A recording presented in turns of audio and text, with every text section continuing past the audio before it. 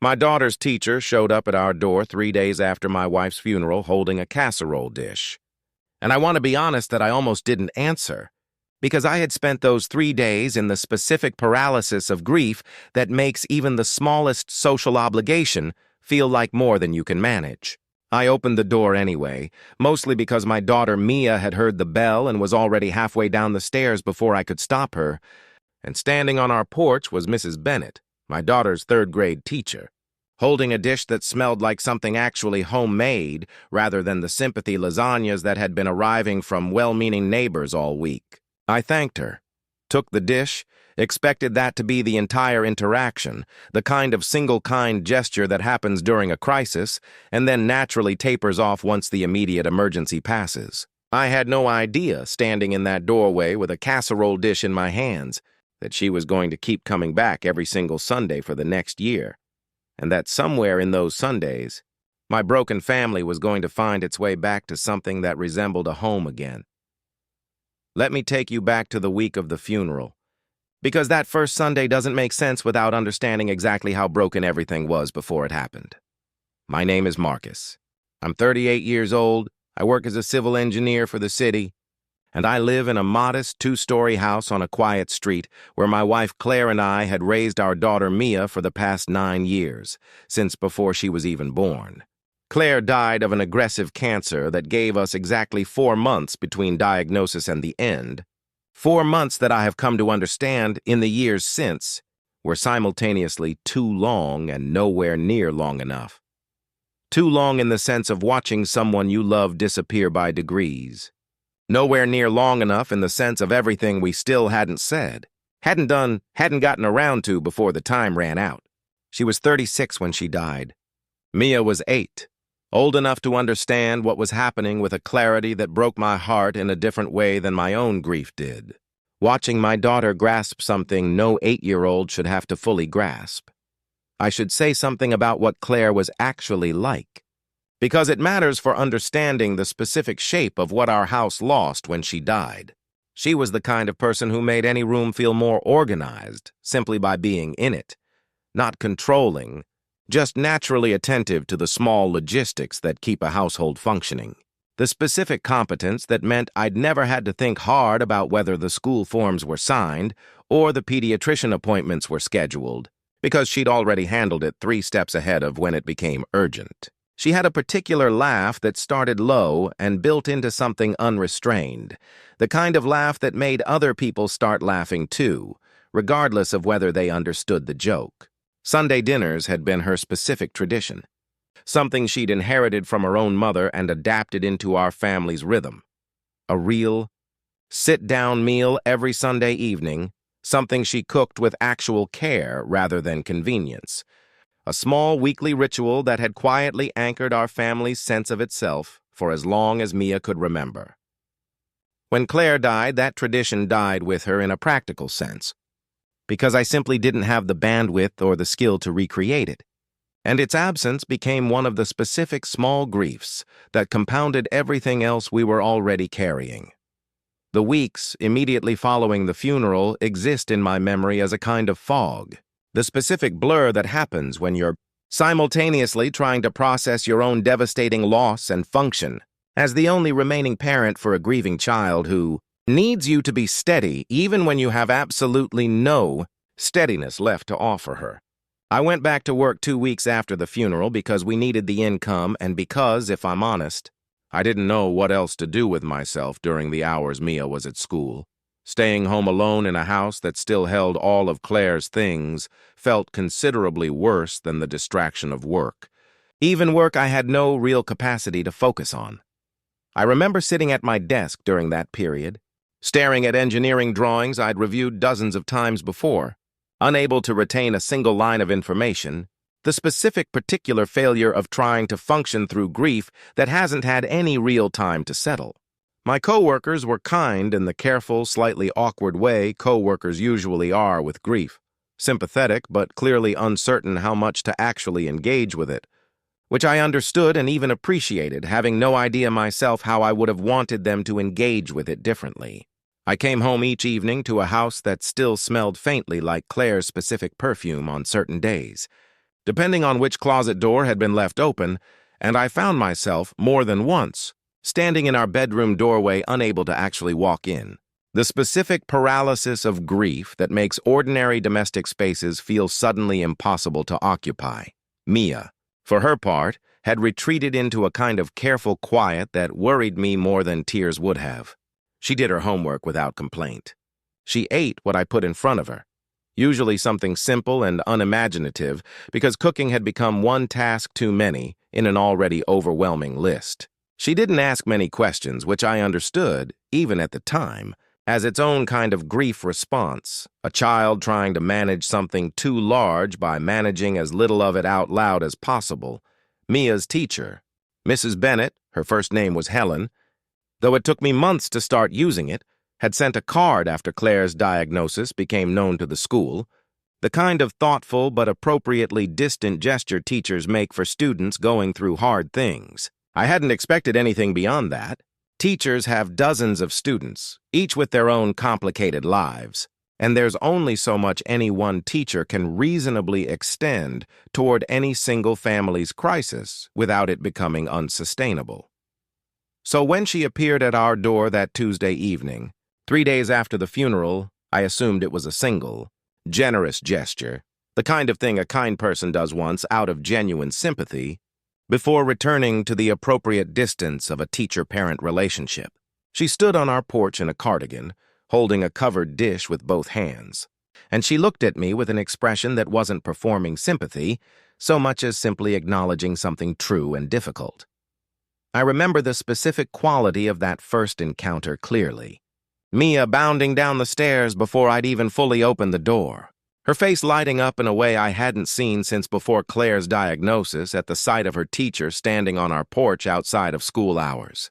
Helen crouched down to Mia's eye level immediately, asking her something quiet and specific about her day that I couldn't quite hear, and I watched my daughter answer with more animation than she'd shown in weeks. The particular skill of someone who clearly understood how to meet a grieving child exactly where she was rather than where adults expected her to be. "I won't stay," she said, straightening back up to address me. "I just wanted you to have something that wasn't another lasagna from the neighborhood sign-up sheet. I made a chicken and rice dish my own mother used to make when our family was going through something hard. I don't know if it'll help anything, but I figured a familiar, specific kind of comfort might land differently than the generic version." I thanked her, genuinely moved by the specificity of the gesture, and that, I assumed, was the end of it.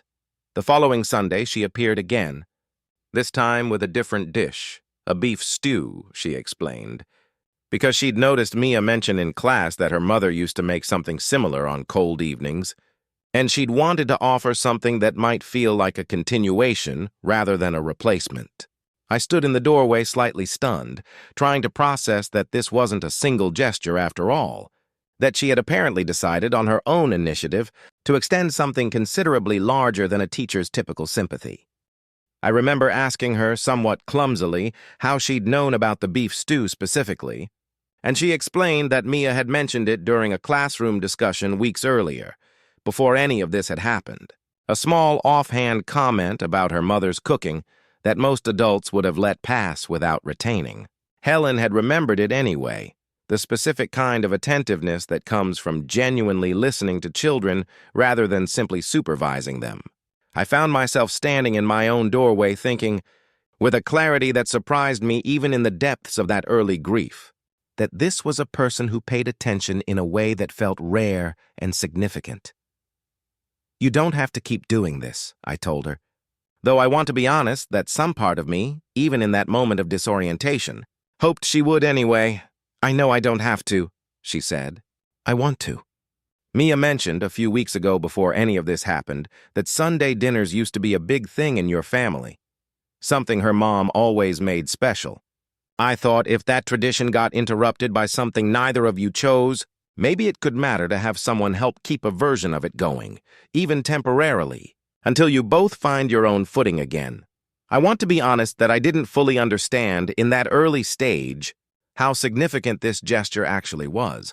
Not just the practical help of a home-cooked meal during a period when cooking felt like one task too many, But the specific attentiveness behind it, the fact that she'd been listening closely enough to Mia's small offhand comments to know what mattered, what continuity might actually help, rather than simply assuming generic kindness would suffice. The Sundays continued. Week after week, Helen arrived around 5 in the evening with a dish she'd usually mention some specific reason for choosing. Something Mia had said, something that felt seasonally appropriate. Occasionally, just something she thought we'd both genuinely enjoy, regardless of any deeper meaning. The first several weeks, she truly didn't stay, dropping off the dish and leaving with the kind of respectful brevity that made clear she understood the difference between helping and intruding. The Sundays continued. Week after week, Helen arrived around 5 in the evening with a dish she'd usually mention some specific reason for choosing. Something Mia had said, something that felt seasonally appropriate. Occasionally, just something she thought we'd both genuinely enjoy, regardless of any deeper meaning. The first several weeks, she truly didn't stay, dropping off the dish and leaving with the kind of respectful brevity that made clear she understood the difference between helping and intruding. I noticed, even during those early weeks before she started staying, that the texture of those Sunday evenings had begun to anchor something for both Mia and me that the rest of the week lacked. We started looking forward to 5 o'clock on Sundays the way you anticipate something genuinely good rather than simply something scheduled. A small bright point in weeks that otherwise still felt heavy and gray with grief. Mia started asking, by Thursday or Friday most weeks, what she thought Helen might bring on Sunday, a small game of guessing that gave her something pleasant to anticipate during days that otherwise still required considerable effort just to get through. It was Mia, eventually, who changed that dynamic. About 6 weeks into this routine, my daughter, with the specific directness that grieving children sometimes develop faster than grieving adults manage, simply asked Helen to stay for dinner one Sunday, looking up at her with an expression that made it clear she'd been building up the courage to ask for several weeks. I remember the exact moment Mia asked, standing in our front hallway as Helen was preparing to leave the way she had every previous Sunday. The dish already handed over, the brief, pleasant exchange already concluding. Mia looked up and said, with the specific small bravery of a child asking for something she genuinely wants but isn't sure she's allowed to want, "Will you stay and eat with us? You always bring the food, but you never actually eat any of it." Helen looked at me, clearly checking whether this was actually welcome rather than just a child's impulsive invitation, and I found myself nodding before I'd fully processed the decision, recognizing something in myself that wanted exactly what Mia was asking for, even though I hadn't yet given myself permission to want it directly. That first dinner together was awkward in the specific way new configurations of people often are. The three of us navigating a kind of family meal none of us had a template for. But it was also unmistakably good. Helen had a way of asking Mia about her day that drew out details I hadn't managed to extract myself in weeks of trying. The specific skill of someone who spent her professional life genuinely curious about what mattered to children rather than just performing polite interest. I found myself partway through that dinner, laughing for what felt like the first time since Claire's diagnosis. A small, unremarkable joke Helen made about her own terrible cooking attempts before she'd perfected this particular recipe, and the sound of my own laugh in that kitchen startled me almost as much as it apparently startled Mia, who looked at me with wide surprise eyes before breaking into her own delighted laughter. I want to be honest about something I didn't examine carefully enough during those early months, the specific way I'd started looking forward to Sundays with an anticipation that went beyond simple gratitude for help during a hard time. I noticed, somewhere around the 3rd month, that I'd started thinking about things during the week that I wanted to mention to Helen specifically, small observations, questions about her own life that I genuinely wanted answered rather than just asking out of politeness. I caught myself, more than once, rehearsing small anecdotes from my workday specifically because I wanted to see her reaction to them, the particular telltale sign of someone whose interest in another person has stopped being purely circumstantial. I told myself this was simply the natural warmth of someone who'd become an important part of our recovery, a friendship deepening through shared investment in Mia's well-being. It took me longer than it probably should have, to recognize it as something more specific than that. There was a particular Sunday, around the 4th month, when Helen had to cancel because of a family obligation, and I remember the specific disproportionate disappointment I felt at the prospect of an ordinary Sunday without her.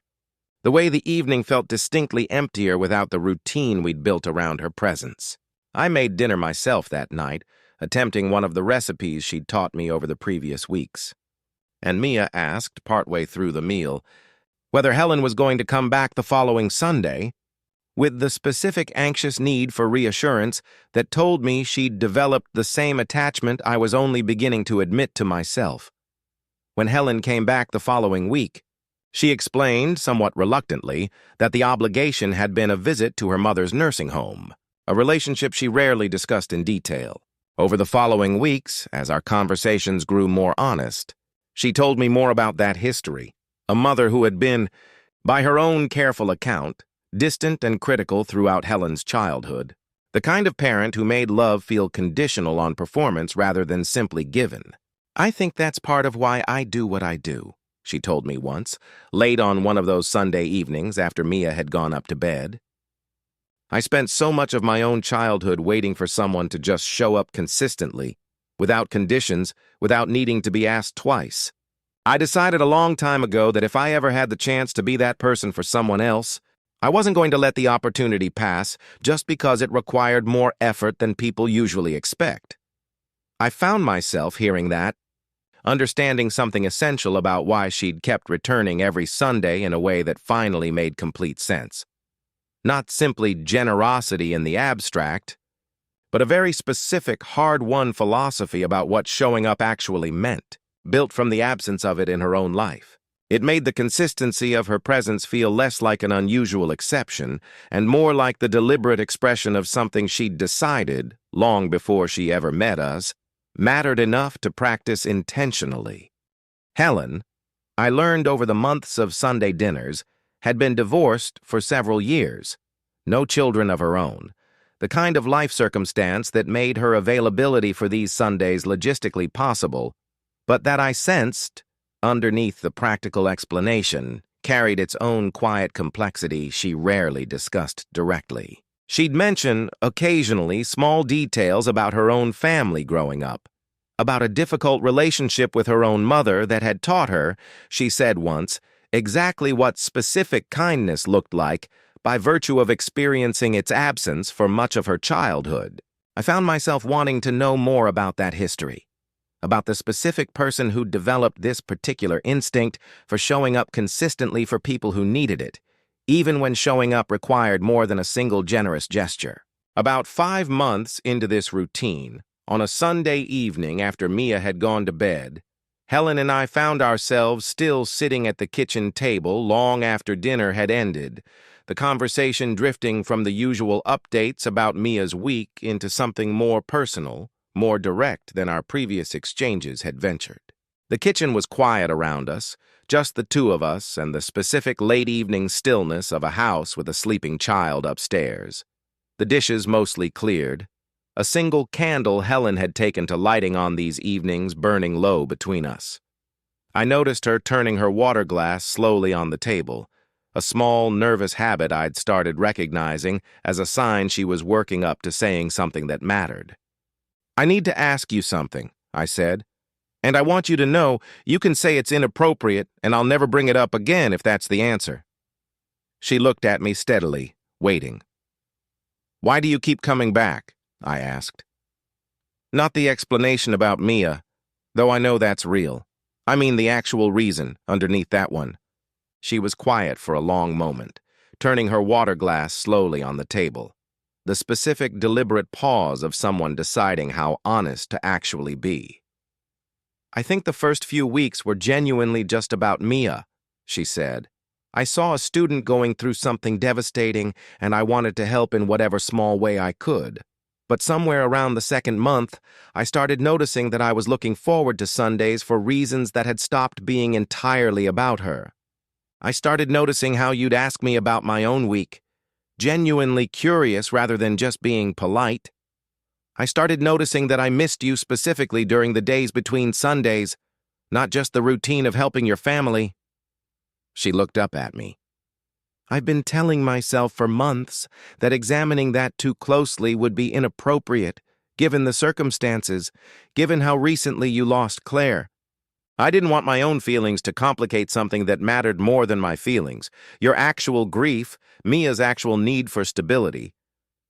I think I've been telling myself something similar, I said.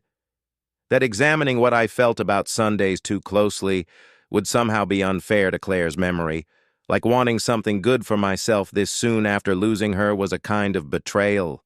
Do you still think that? She asked carefully. I thought about Claire, about the specific person she'd actually been. Generous, practical, the kind of person who would have found it genuinely absurd that I might spend years punishing myself with isolation out of some misplaced sense of loyalty to her memory. I thought about a conversation we'd had near the end, when she was lucid enough to talk seriously about what came after, when she'd told me directly that she wanted Mia to grow up in a house with real warmth in it, whatever that warmth eventually looked like, and that she trusted me to recognize it when it arrived rather than refusing it out of grief. I remember that conversation with Claire with a clarity I've held on to carefully in the years since, sitting beside her hospital bed during one of her better afternoons, her hand in mine, both of us talking with the specific, honest directness that comes when you both know time is genuinely limited. She'd said, almost matter-of-factly, I need you to promise me you won't spend the rest of your life being careful around the idea of being happy again. Mia needs you steady, and you won't be steady carrying that kind of permanent guilt. I'd promised her, at the time, without fully understanding what that promise would eventually ask of me. Sitting across from Helen at that kitchen table, I understood it completely. No, I said. I don't think that anymore. I think Claire would have actually liked you. I think she'd have specific opinions about your chicken and rice recipe that she'd have insisted on sharing whether you wanted them or not. Helen laughed, the specific warm sound I'd come to associate with these Sunday evenings, and something in the kitchen settled into a different register than it had occupied even minutes earlier. We took the months that followed slowly and deliberately, both of us aware of how much was at stake. Not just for ourselves, but for Mia, who needed this transition handled with more care than either of our individual feelings technically required. We talked to her directly, eventually, the three of us together, making sure she understood that nothing about her mother was being replaced or forgotten, that Helen wasn't trying to become something she wasn't, that this was instead simply an expansion of the family that had already, in practice, formed around our Sunday dinners months before we gave it any official name. I remember preparing carefully for that conversation, worried about how to frame something this significant in a way an 8-year-old, now closer to 9, could actually process without feeling threatened by it. We sat together at the same kitchen table where so much of this had already quietly unfolded, and Helen let me start, watching with a supportive patience as I explained, as simply as I could, that Helen and I had developed feelings for each other, that we wanted to know how Mia felt about that, and that nothing about it changed how much we both loved and remembered her mother. Mia, when we finally had that conversation, responded with a specific clarity that surprised both of us. I already think of Sundays as the day we're a family, she said. I just didn't know if I was allowed to say that out loud, because I thought it might mean I was forgetting Mom, and I don't want to forget Mom. I felt my chest tighten hearing that. The specific recognition that my daughter had been quietly carrying that exact worry on her own for weeks, never voicing it because she didn't want to disrupt something that was clearly making both of us happier. We spent a long time after that, reassuring her that remembering her mother and building something new with Helen weren't in any kind of competition with each other. That love, as it turns out, doesn't work on a finite budget where giving more to one person requires taking away from another. I watched Helen's face during that conversation with Mia, the specific, careful tenderness with which she reassured my daughter that nothing about her mother's place in our family was being diminished.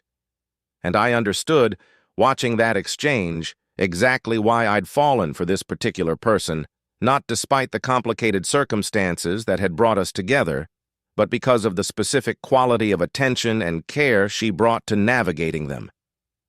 I should be honest that this wasn't a perfectly smooth transition in every respect, and I think the complications deserve acknowledgement rather than being smoothed over in hindsight. There was a practical complexity neither of us had fully anticipated. Helen remained Mia's teacher for several more months after our feelings became mutual, which raised genuine questions about appropriateness that we took seriously rather than dismissing.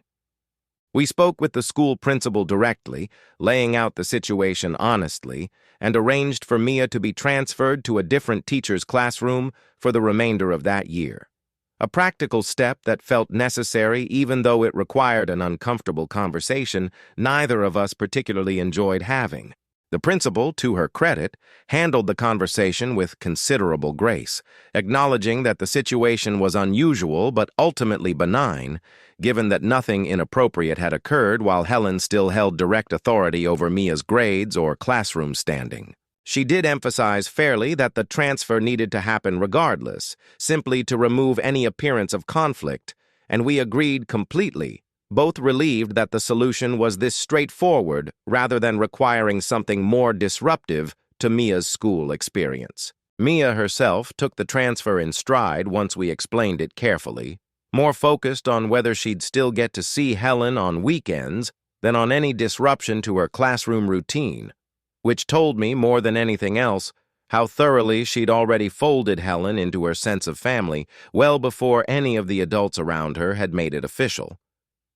My own parents, when I eventually told them, reacted with a complicated mixture of happiness for me and a kind of protective hesitation about the timeline, concerned, not unreasonably, that I might be moving towards something significant before I'd fully processed my grief for Claire.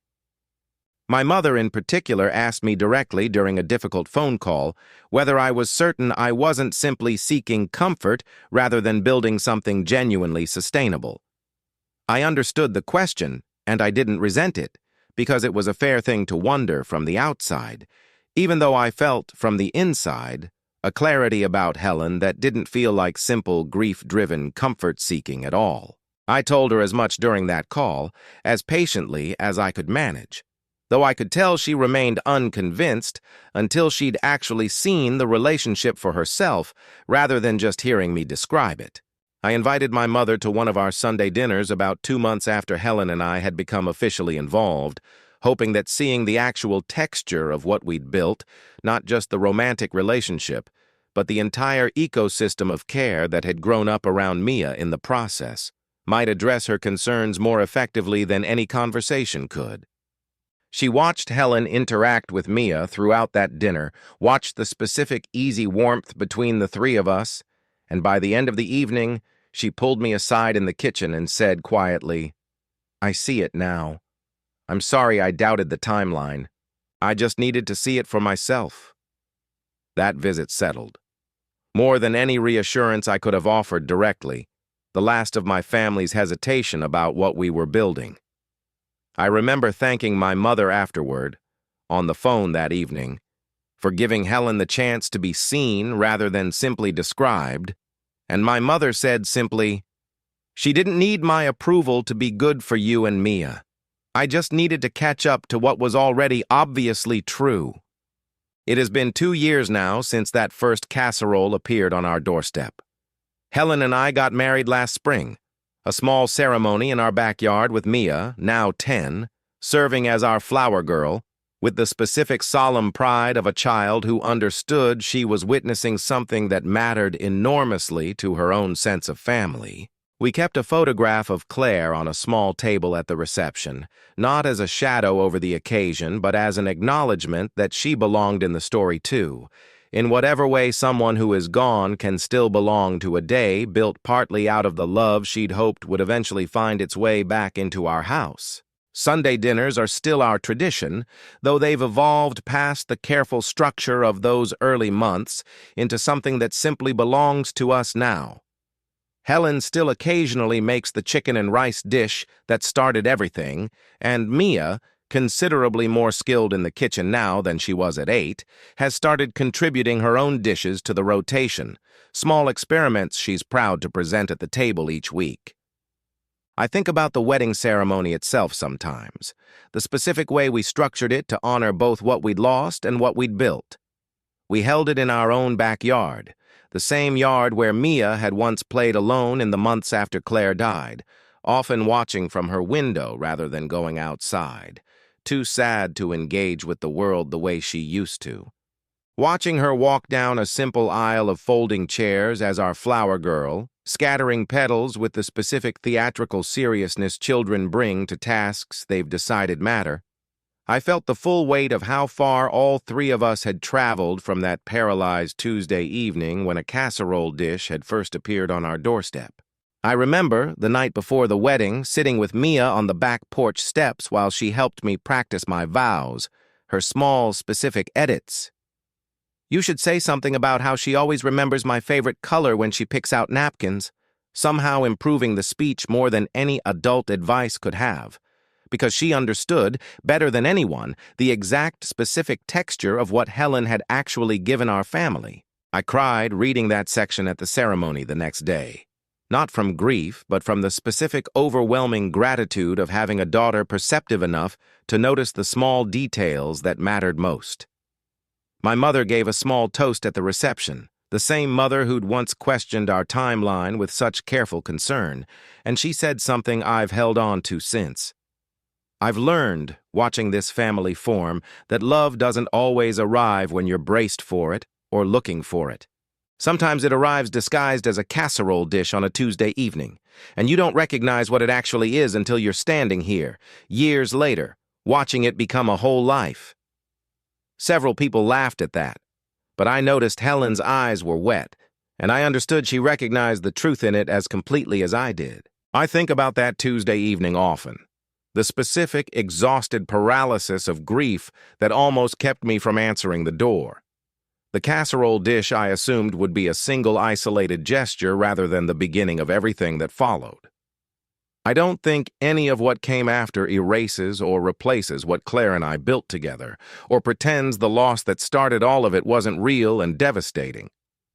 I think instead it's exactly the kind of continuation she would have wanted. Our daughter growing up with both her mother's memory intact and a new, genuine warmth in the house, built one ordinary Sunday at a time by someone who simply decided, on her own initiative, that showing up once wasn't enough when showing up consistently was actually within her power to give.